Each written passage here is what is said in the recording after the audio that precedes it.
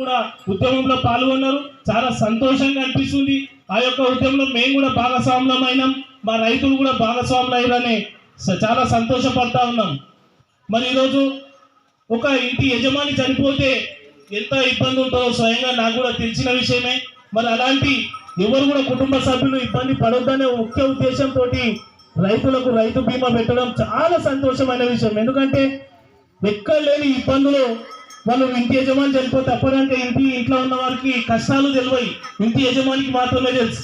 మరి అట్లాంటి వ్యక్తిని కోల్పోయిన సందర్భంలో 5 లక్షల రూపాయలు ఇచ్చి ఆ కుటుంబాన్ని ఆదుకోవడం చాలా గొప్ప విషయం.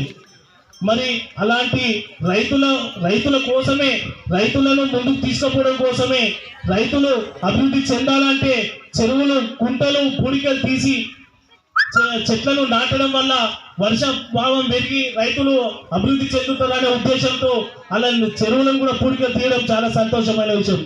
ఒకప్పుడు మన తెలంగాణ ప్రభుత్వం రాకముందు మసాలాల కోసం అయితే నేను స్కూల్ పోతున్న సందర్భంలో స్కూల్ డుమ్మ కొట్టి కూడా నేను లైన్లో నిలబడ్డ సందర్భం ఉన్నది. ఎండ కొడితే చెప్పులను లైన్లో పెట్టి నీడకు పోయి కూర్చున్న సందర్భం ఉన్నది. మరి ఈరోజు రైతులు ఎవరైనా మసాలాల కోసం లైన్లు కడతా ఉన్నారా? ఎంత ఇబ్బంది పడ్డాం, ఈరోజు ఎంత సుఖంగా ఉన్నాం. ఎప్పుడు పోతే అప్పుడు షాప్లో డబ్బులు కట్టడం, మసాలాలు తెచ్చుకోవడం.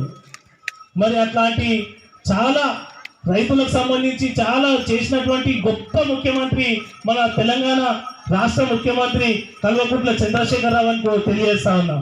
మరి ఈరోజు ఈ యొక్క సమావేశానికి వచ్చిన వారందరికీ కూడా ప్రత్యేక ధన్యవాదాలు తెలియజేస్తూ, మరి నాకు ఈ అవకాశం ఇచ్చిన పెద్దలకు మరోసారి ధన్యవాదాలు తెలియజేస్తూ, మరి సమయం తక్కువ ఉన్నందున మరి తొందరగా ముగిస్తా ఉన్నాం. మరి నాకు ఈ అవకాశం ఇచ్చిన పెద్దలకు ధన్యవాదాలు తెలియజేస్తాం.